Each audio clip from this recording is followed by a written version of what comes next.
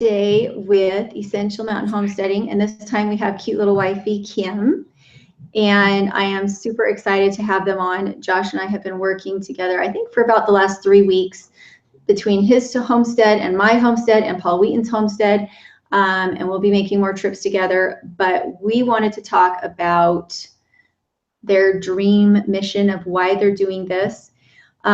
So Josh, go ahead and tell everybody in a nutshell what it is you're trying to do up there.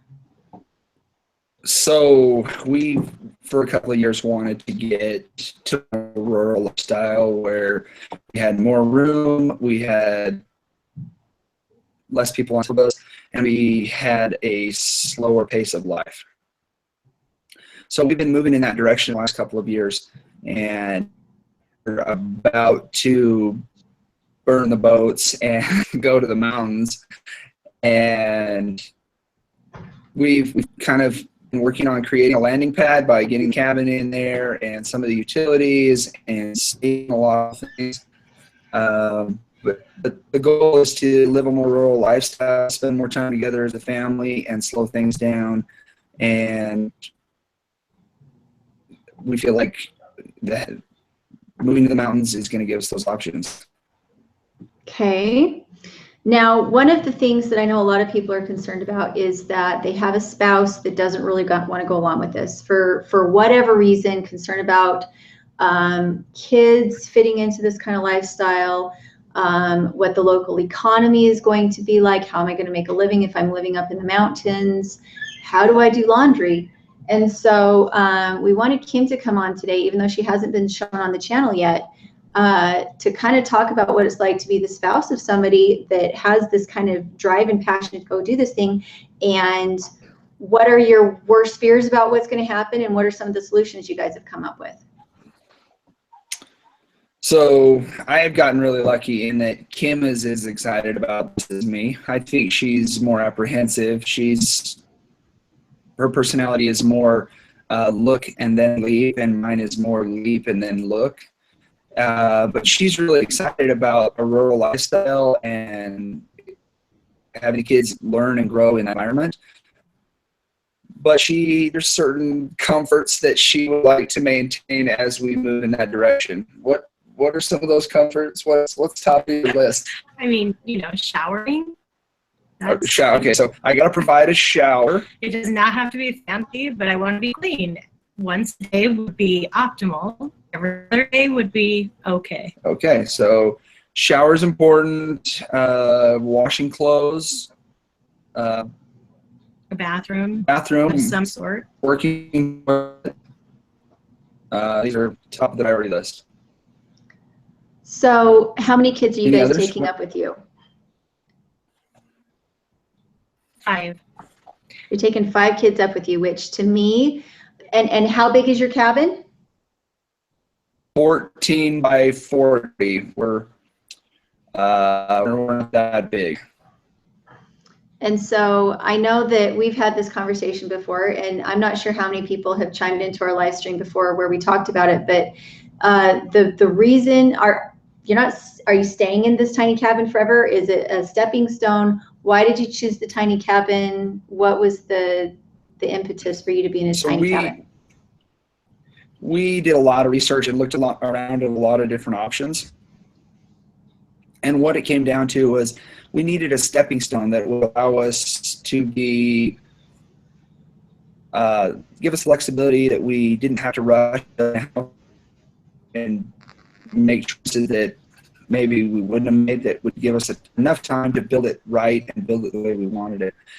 But because of the environment, snow loads, weather conditions, we needed a structure that was bomb-proof. And so the tiny cabin, and being able to engineer it to 160 pounds per square foot for snow load, there just wasn't anything else out there like that. I couldn't get a camp trailer.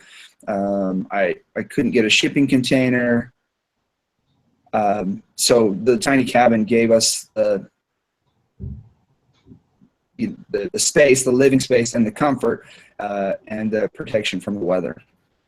Okay. So Julie, my thought on that was, I liked the idea because I knew that after we were done living in that, whatever money we had put into that, it was a smart investment because we'll be able to use it for friends and family that come to visit, or new friends we make through this venue that want to come stay with us. And so I knew that it was going to be something that would be useful forever. Right. So that's why I was okay with a small space in the meantime, and then, having it for the future. Right. Well, and as far as cost goes, I agree. You can't beat an actual, I mean, it's one thing to be like, I'm just going to dig a hole in the ground and I'm going to live in it while we're building this other house, or I'm going to bring in a storage container and try to live in it. But instead to have something that's actually kind of cute. I mean, the little cabins are pretty cute. You have the sleeping lofts. You can use, normal construction skills to make it nice. And I know that's the reason why we chose to go that way, was because it didn't really detract from our property. Instead, it enhanced it for later. Okay. Yes. Did you say something? I was going to say that was the bottom line for us, is the idea of paying rent on something that, or buying something that's going to depreciate in value, like a camp trailer, or renting a home that would allow us the use of that home, but afterwards we wouldn't have anything of value for that money spent. The little cabin solved all of that. This little cabin will still be around in 20 years and will have paid for itself 100 times. Right. Well, and to go on with that is, you have construction experience. Your channel is going to be teaching how to, and so as you finish your cabin, which hasn't been finished on the inside yet, you can show the processes that you go through to make it ready for your family, even though you have to do it at like smoking fast speed at this point, because aren't you supposed to be there like next week? Yes, we're T-minus 10 days, and we've got power and everything is there, and we've got a camp trailer. But when we hit the ground, it's going to be hustle as fast as possible to get the bathroom in, drill a well, put up the septic, put up the kitchen, and make the place comfortable and livable ASAP, while at the same time I've got a bunch of projects and work and other jobs that need to get done there. And so it's going to be kind of pulling double duty, working all day and then working all night, trying to get that little cabin full and livable, because winter is going to show up here really quick. Well, and I think that's a blessing for you on your channel, as well as a blessing to people who are watching you, because you are starting from the ground up. You are showing, and because you're already licensed to do all those things, you're not going to be teaching how to do it the wrong way. So for me, somebody who's working towards having my little cabin worked out and livable, I think a lot of YouTube channels that are showing how to may not necessarily have the experience and the background in it that you do. And I think that's the reason I've been. Go ahead. Sorry, I was going to say I may have a bit of an unfair advantage. I mean, I have been there the last couple of years, and I have done some work there off and on, and I have the advantage that I can call the county inspector, who I'm on a first name basis with, and say, hey, will you come over and look at the little cabin? I got some questions on what we need to do to make this thing go with the county. And he says, yeah, hey, I'll stop by and out there next Thursday or whatever. And then being able to do other show those projects that we're working on. So I'm excited about the content that we've got and being able to share that and hopefully get other people educated and motivated about getting out and moving towards this lifestyle. Okay. Well, I know that the last, has it been the last week and a half, or has it been the last 2 weeks? We have gone up into projects on other people's property. We just got back from Paul Wheaton's, and we kind of got to experience the mountain man living firsthand. We were up there, and the cabin we were in had a little stove that wasn't terribly efficient, wasn't real easy to start, and we had snow in May. and it made things uncomfortable. It made it a little difficult to want to get up and work in the morning, even though it was still May. The temperatures weren't really that cold, but it was kind of an instance where, because everybody was slightly uncomfortable, it was hard to feel motivated to go do a whole lot. And so I do believe that in tiny cabin living, mountain living, the creature comforts are very important. They can be very basic, but I do think that it makes it unpleasant for a family to live in those situations. And what you're going for is family togetherness.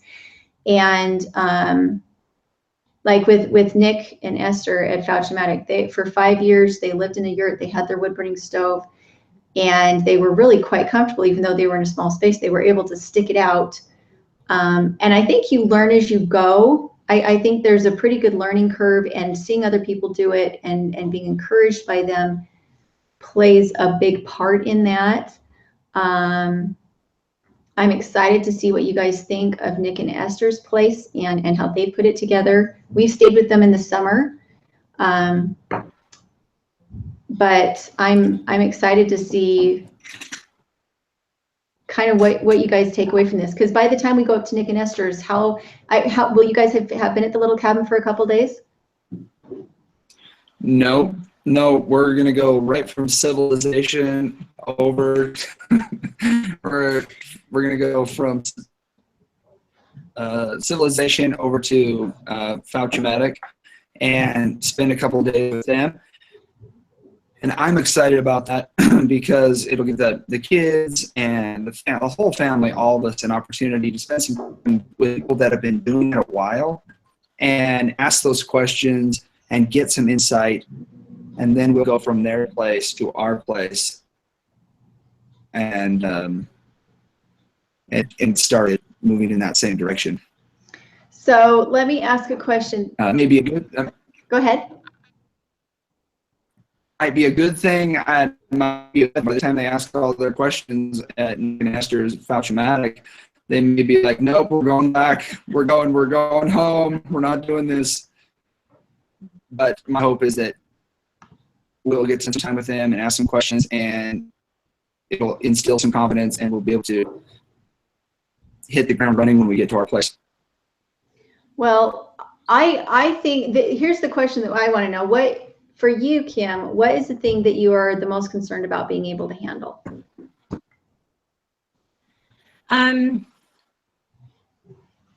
Big scope, I would say it's the amount of time in a 14 by 40 with 7 people.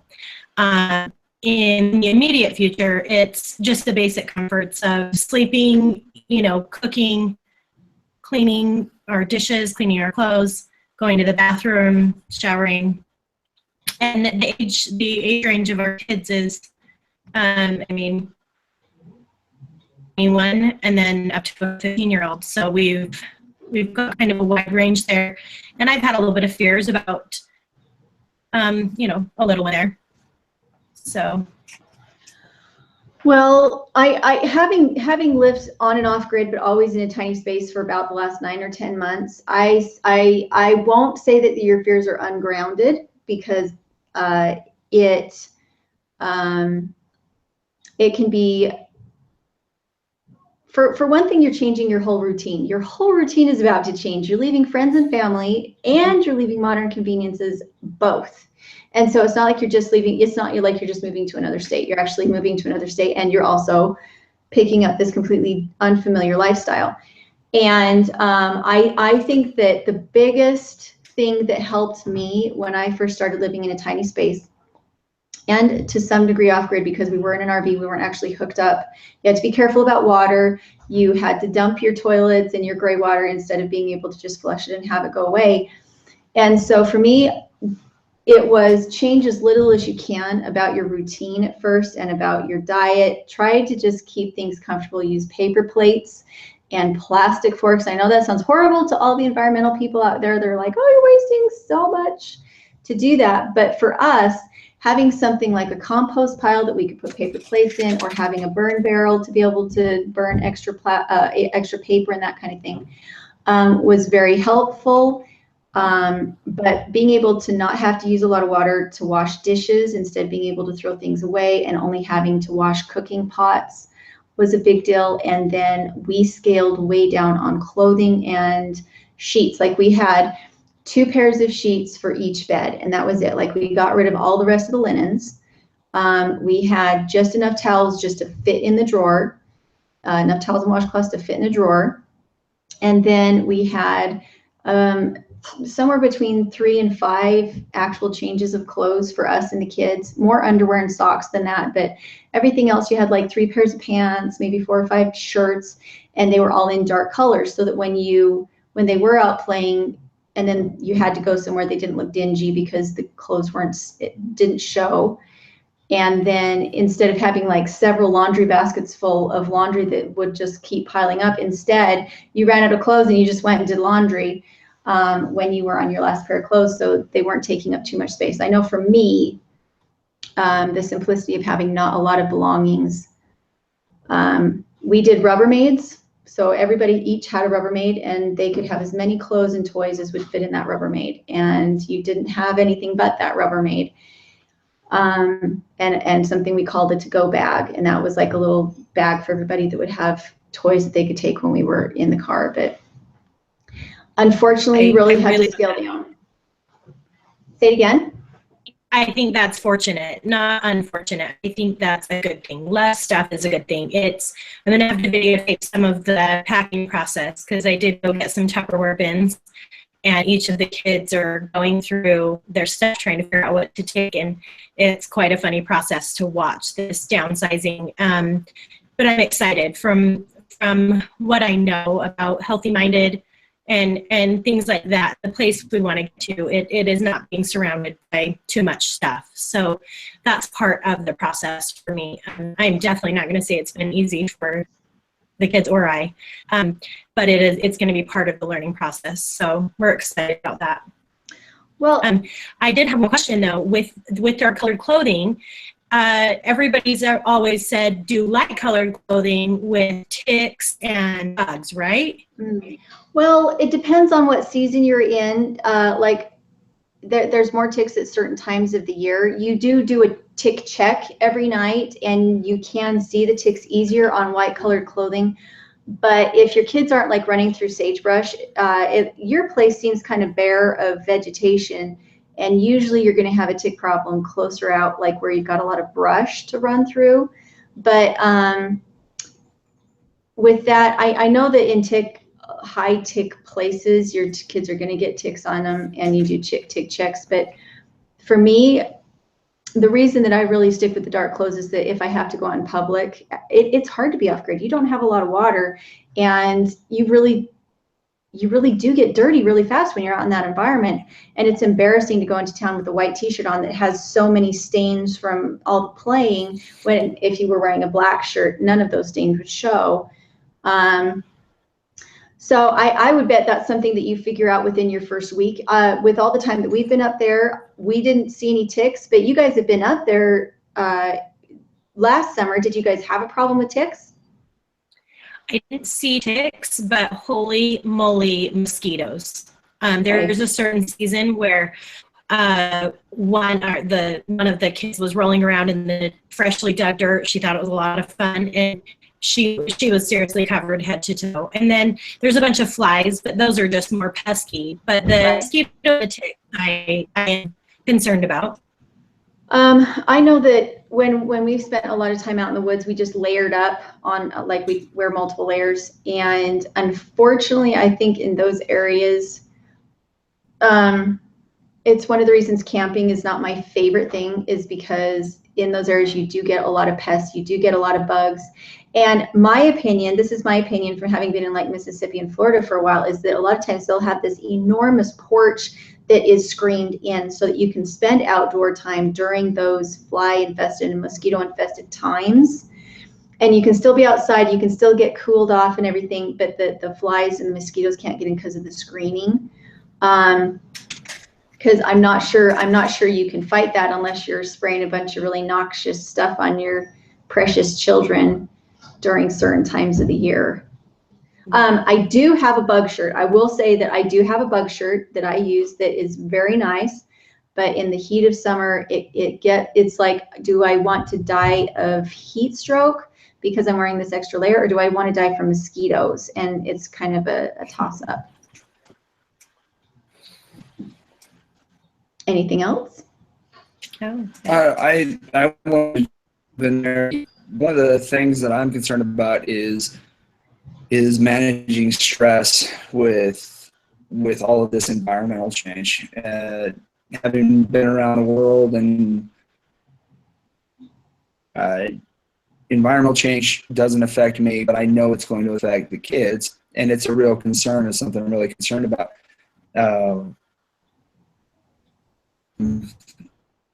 I'm worried about, okay, they're missing out comfort zone, their sleep schedule is different, the food schedule is different, and how to best accommodate those kids and minimize that stress that they might be feeling as we.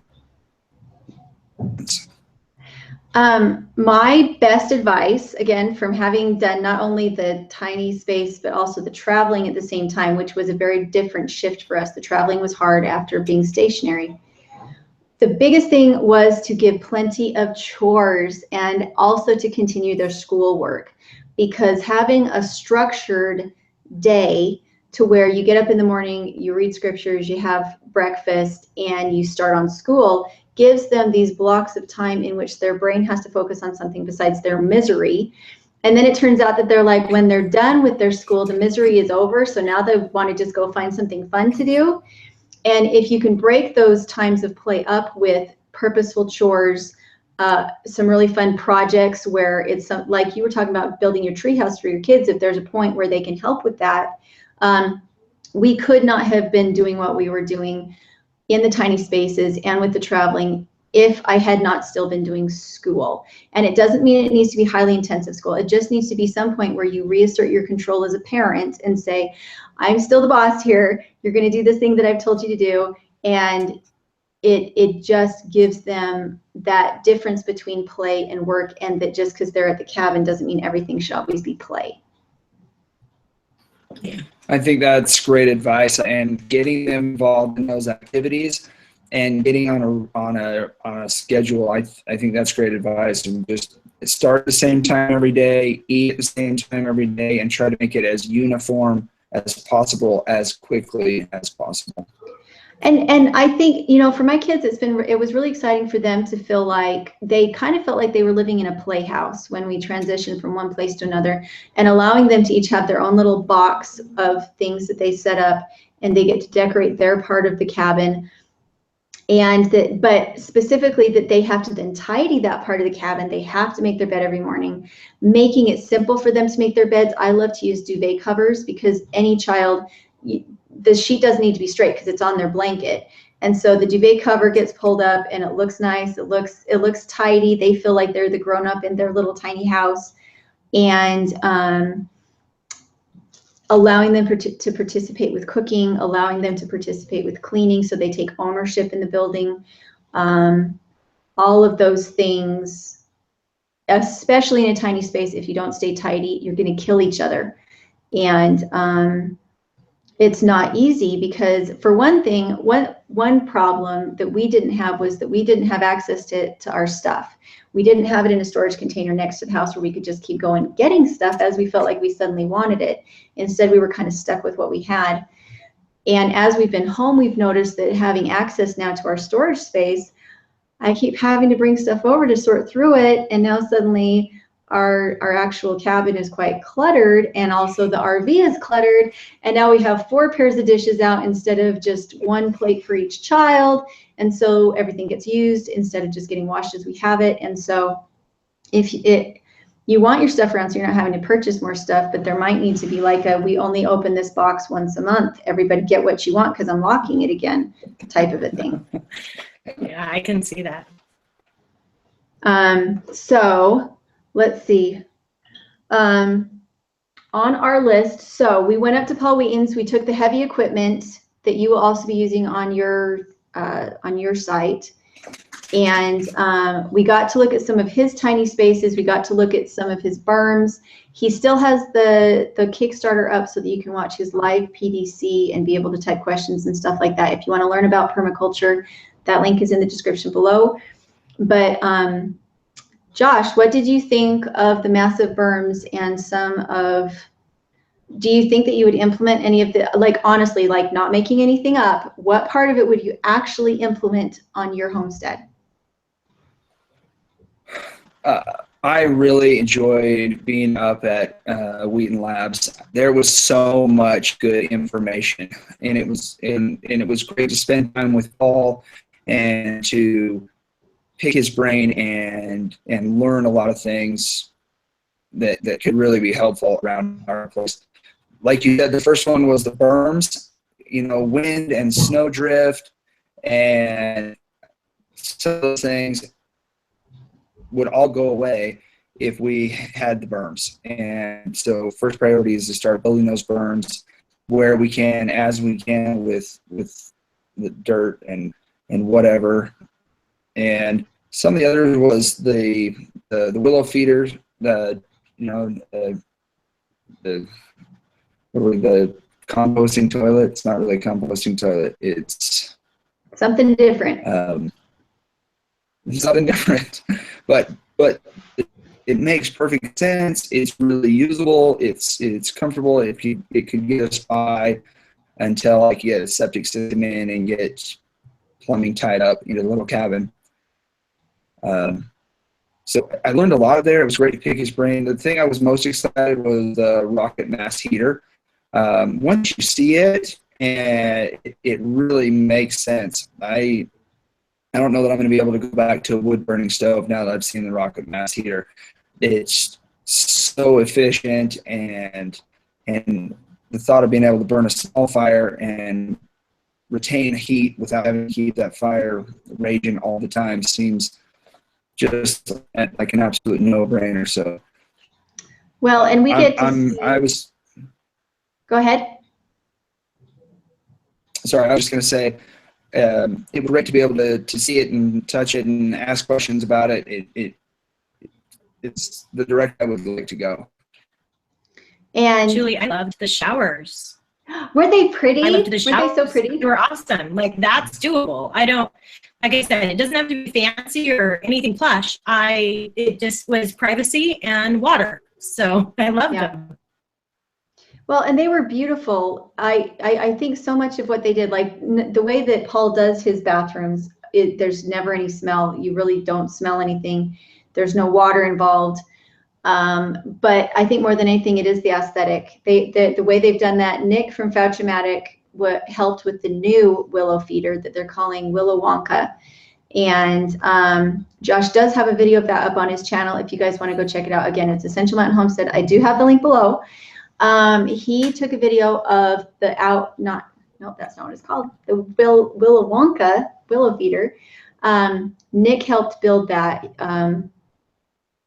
And we will be going over to Nick's here next week to do some more filming. And you'll actually get to see their rocket mass heater and pick their brains about what you think about it, away from Wheaton Labs, and see one that wasn't built by the master himself, but was built by Nick, and see how it compares. That'll be exciting. Yeah. And Nick's got a great video on building that rocket mass heater, and I've watched it a couple of times trying to figure out this crazy science of rocket mass heater in comparison to a wood burning stove. But the more time I spend around it, the more sense it makes, and I think it's the only way to go, especially in an environment that is going to have way more cold days than warm days, like the one that we're headed to. Well, and I think Julie, yes, go ahead. My concern with any heat source has been tiny baby hands. Yes. And so I've still yet to be brought up to speed on rocket mass versus, any of those options. But my main concern, aside from heat during winter, is little tiny hands getting to it. Well, and we have used a wood burning stove ever since Kaya was 18 months old, and Before that, we used a lot of space heaters in our house that would get like red hot with Page. And unfortunately, the best way to handle that, and I'm probably going to get a lot of trolls on this one, is that you allow them to touch it in a controlled environment so that they know not to touch it. Instead of protecting them from the stove, what instead you do is you are standing there the first time they try to touch the stove, so that you make sure that it's not an accidental bump against the stove where they're actually coming in a lot of physical contact with it, but that instead maybe you have like an instance where you see they're curious about the stove, you know that one end is not as hot as the other end, and you are sitting there next to the stove when they go to touch it the first time, so that it's just a fingertip. And that was something that we taught our children early. And we did have some accidents with it over time, but it was a matter of once I opened a door and I bumped it with my hip, and Paige was standing behind it, and I actually knocked her into the stove, and she did get burned, and that was horrible. But as far as like really little babies, that was the only time that there was ever a burn where we were like, oh my gosh, she got burned. She was okay. We took her to the doctor and she was okay. But with babies, it's always a matter of the more you try to keep them away from the stove, the more likely they are for it to be a serious burn. And so try to introduce it to them in a controlled environment. And I know that when we did that with our kids, they never touched it again, ever. Like they did not approach that stove. They stayed very far away from it. And we did have really little ones. But that's something the parents kind of have to take into account. One of the cabins we stayed in on our trip was up in Northern California. And what they had done is they had taken some like, what's it called? It was hardware cloth, like with the little squares, and they had built a frame for it. And then they had a gate built around their wood burning stove that you could open right next to the input of the wood. And you could feed the wood in, but then you would latch the gate afterwards. And so it was about 1.5 feet away from the stove, so it wouldn't burn itself, and it wouldn't allow children to get close enough to it to get burned. And because it had the door, you didn't really have to fiddle with moving anything. You just had to open the door. And I thought that was brilliant. If you're really concerned about safety around a wood burning stove, some kind of safety gate that's pretty. And it was beautiful the way they made it. It was really beautiful. But yeah, it is one of those hazards, and it's it really depends on your own family situation, how you decide to deal with it. I think it's a very personal choice. Well, we've got to do something in the next couple of months, if not sooner, and so it's top of the priority list. I keep saying top of the priority list. There's like 47, maybe 57 things at the top of the priority list. So true. So there's 27 number ones. It's a number one. Right. Well, and maybe when you go up to Nick and Esther's, I do know that the rocket mount heater is something to where everything that's touchable, really touchable, is that's on the ground level is cool most of the time. And the only thing that really, really heats up is the actual barrel that they use. But that one gets really, really hot, but at least a child would have to climb to it to get to it. But in my experience, I have really found that little kids learn very quickly when you introduce it to them the right way, and then they just never touch it again. Because kids are just stinking smart, as long as it's like something that is like on that primitive level where it's like self-protection first, and they learn very quickly. But I'm excited to see what they think of it. Some of the rocket mouse heaters and rocket stoves I've seen don't work very well. Even if at Paul's, he had some that were prototypes that didn't work, and he admits that. But the one in his house is pretty amazing, and I would be excited to see what Master Nick can accomplish, because he is so good at those building mechanical types of things. Let's see. So let's see. Is there anything else you guys feel like you want to address? I have here on my list large machinery, how-to, humor, and philosophy are some of the other things that you cover on your channel. Is there anything else you want to bring out here? I think as far as the channel goes moving forward, it's just about trying to share our experience and that's kind of for selfish reason. We would like a digital journal of this whole move and experience, and more than that, to put it out there. We have had a lot of great people like Nick and Esther that have shared with us. We've been watching their channel the last year and seeing how they've dealt with some of their issues and problems, and it's given us a lot of confidence to move forward. That they shared, the answers to some of those problems. Let us move forward. We'll share with people out there, hey, here's our experience, here's our problem.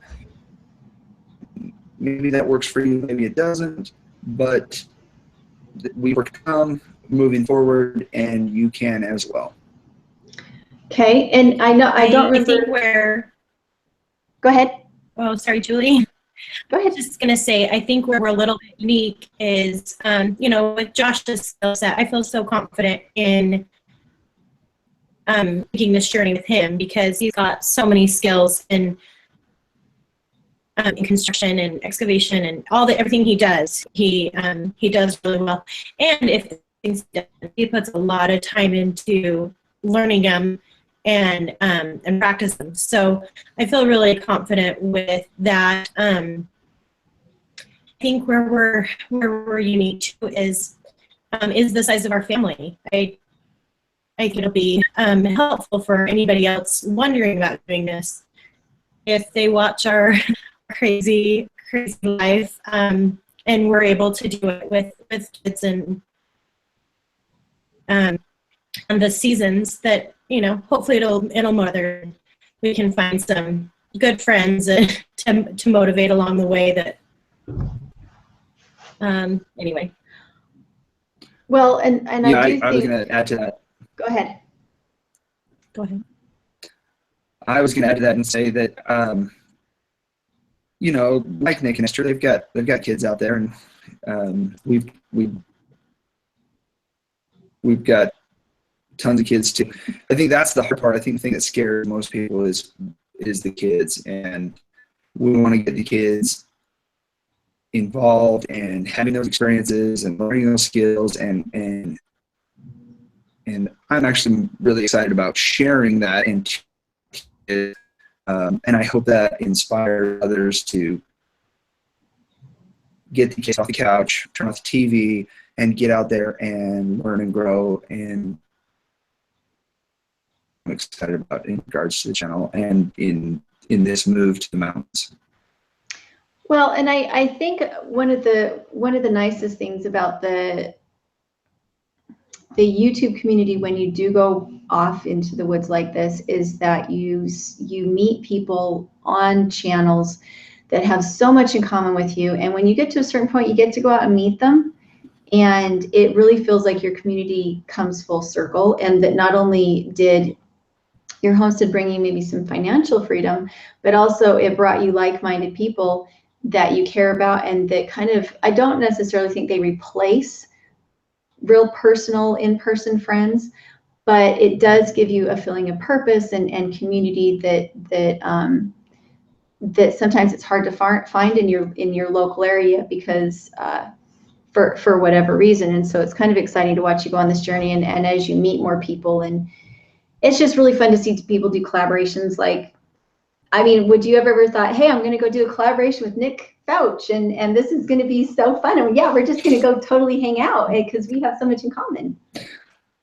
That may be the best part about this, is after watching Nick and Esther and just being in awe of their capacity and ability, to think that we get to go spend time with them and say thanks for encouraging us and giving us confidence to move forward, and kind of pay it back by helping out around their place. I couldn't be more excited about it.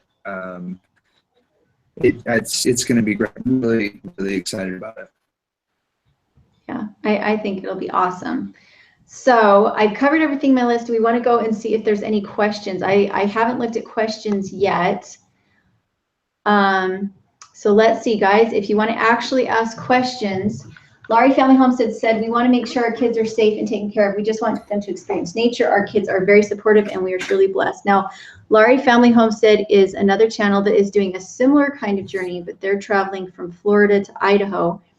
And they built a tiny house on wheels. So go check them out if you haven't checked them out yet. He is also in construction, but they're doing it a little bit differently. They're doing it by traveling across the country. And taking that part of their journey as part of their YouTube experience. So let's see. We'll wait and see if anybody has any questions because I have been totally ignoring the comments. What do you guys think? Do you guys think you would ever take a tiny house cross-country journey, you and Josh and Kim? Do you think that would be something you'll ever look into?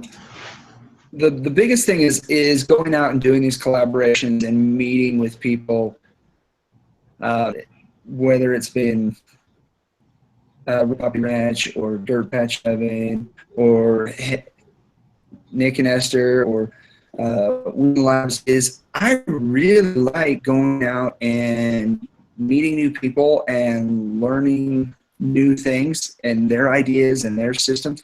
What I would really like to do down the road is load everybody up and travel across the country and meet with other homesteaders and people that are living in these rural environments and just learn and grow, because there's such a wealth of knowledge out there. I've just been absolutely amazed at even stopping in for a day or two at, hey, I've got a problem and here's how I'm solving it. And just so much good information. I want to do a cross-country tour of fellow homesteaders. That's on my bucket list of things to do. I have to admit that is one of the most fun things that we've done. It's stressful at times just because when you have kids with you, they have so many needs. But I think it is one of those life-changing experiences. And what I see is we have, I think our link is slow enough right now that they're having a hard time asking questions. I'm actually looking at the feed on my screen, and our audio is really Should I stuttering. shut off our video? I don't know. It's actually, I don't think most of what I've seen has actually shown your faces. I think it's still been, it's just a little bit garbled. So I think because our audio is so bad, let's see. Okay, so Amber River Homestead said, we don't have no grid power anymore, and I love the freedom. So, So Josh, let me take this one. At Mountain Homestead Ponderosa, we have our own substation of 400 amps. We are not off grid. But I'm gonna back up power. I know it's gonna fail at some point. It does. All the neighbors talk about the power going out and being out for days on end. But we'll back that up with some solar or some wind, with other options. But I like my power tools, and I like the convenience of power and the option. I'm going to put all my eggs in that basket because I know at some point it's going to fail me. But I'm definitely not off grid. Granted, we're going to drill a well, we're going to put in a septic, I'm going to have a propane tank, but that sweet, sweet electricity that makes my power tools turn on, I just can't part with it. I gotta have it. well, and I know that for me, again, having been off grid as much as we are, I really do crave being able to shower. And to some degree, for me, it's all about water. When I was a kid, we used to haul water when we were off grid, and I was the one that hauled it. And so you were really stingy with your water when you had dragged it to the house from so far away and it was so heavy. And it's really nice to not have to be that stingy with water. I know that it makes me more mindful of when I decide to do laundry and when I decide to do dishes and how many things I own, because I don't want to have to clean them. I don't want to have to haul more water to clean them. And so I enjoy living off grid because it slows my life down. But right now my life is very fast paced. And so it's very difficult to let my life slow down as far as laundry and showers go when we're doing so many collaborations. But I have to admit that I really incredibly crave being able to take those showers when I want to, being able to do laundry, being able to wash my hair when I want to, because I have something special happening. Let's see. Okay, so we can talk about this one. I saw Rebecca from Flying VS Farm ask a question, and she asked, how can we do collaborations when we can't afford to travel? And we were at that place for a really long time. Go ahead, Josh. I've been able to, in traveling back and forth, hauling stuff to the homestead, the property, stop in and visit other and YouTubers, and it's been really great. But I can understand that not everybody can afford to be very expensive. So I would like to continue to do more collaborations and spend more time with other YouTubers with like-minded ideas of where they want, what they want to do. And the solution that I think that I'm excited about is the ability to share videos, to maybe do a project. I do part and finish up, and we kind of video both and share video and put it out there as a good way to collaborate without all the expense of having to travel. So I'm going to kind of work on that and see if I can develop that a little bit more, because there's a lot of people that I would love to collaborate with and get to know and develop friendships with. I'm going to jump in real here. In Amber River Homestead, I think everybody needs to go check out their channel real quick, because they say that they can run their washer and their dishwasher at the same time, and it sounds like they're on solar, and I want to see that done. That sounds amazing. So that's Amber Rivers Homestead, and I think I'm actually going to put the link below, because I think that would be incredible to see. Hopefully you guys are like hardcore with the videos, because I want to see that. So going back to the collaborations, I do believe the most valuable collaboration is the one that's in person. It's beneficial for both parties. But when I first started doing spotlights and shout outs, the way that I did it was that we would each create a little video to send to the other person. And that other person would talk about us and why they liked our channel. And then they'd show that clip to kind of showcase what the skill was. And you'd put the card up and you put the link below, and you do maybe a series like that. And that's how I used to do collaborations. I do think the in-person ones are better. But when that's all you have, sending each other a video to put up on each other's channel is a very good way to do collaborations when you can't afford to travel. Let's see. Did you guys see? Okay, you had a comment you wanted me to answer. Yeah. Willow Creek Homestead. He says, I am curious about what Essential Mountain's biggest fear is going into this new chapter in their life. Well, they already talked about that. They talked about trying to keep the kids on and happy and basic. Just they're not going to be off grid for very long. Right. But I think once they're back on grid, they said it was about their kids, and I think they've answered that twice now. Okay, so Amber. But yes, Josh. The truth of the matter is that fear changes every day. Sometimes weather, sometimes it's hygiene, sometimes it's paying the bills. There's about 14, 15 fears that we just sort of rotate through. It changes all the time. Hey, it looks like The we bottom have line is that superstars in here. Oh, Did sorry, you go guys see ahead. that? We chose in and we want to do this, so we're gonna fight through all of that. Well, and it can be a fight. I mean, anything worth doing can be a challenge, and I think that if you never try it, you'll have regret that you didn't. Okay, so the Homestead homies are in the house. If you guys see that you have superstars here, you have Doug and Stacy here. Now, Doug and Stacy, having worked with Josh now for I think 2 or 3 weeks, what I really want is I want Josh to come do a collaboration with you guys. I think you guys would have a lot of fun in a collaboration together. Your personalities remind me of each other, but I'm not sure that he can haul his family all the way to Missouri for that. But I would love to see a collaboration between you guys. I would love to get Doug out here. I have Missouri. Missouri is lovely. But maybe I could talk Doug into coming out this summer and hanging out in the mountains, and we could paddle some canoes down the river and do a little fishing or something. We'll get Doug out of Missouri and enjoy a little slice of heaven. Well, and I know that, like, if you've watched Doug and Stacy, they're completely off grid, and the way that they've done it is really beautiful. But I do know that Doug has a travel bug, like a serious travel bug. So maybe sometime we can get them to come see us at our homestead and see you at your homestead.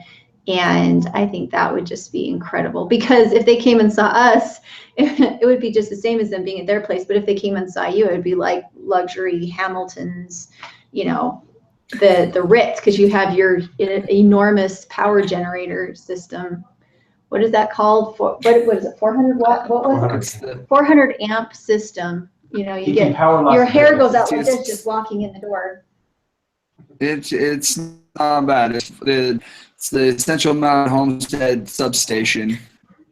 Okay, so Tiffany Payton asked, and this is a really good question, is there a design for rocket stove heating water for showers and keep a tank from exploding? Yes, there is. It's called Boom Squish, and it's one of Paul Wheaton's videos that he has already made to explain how to have water inside an enclosed container that heats up, that does not explode.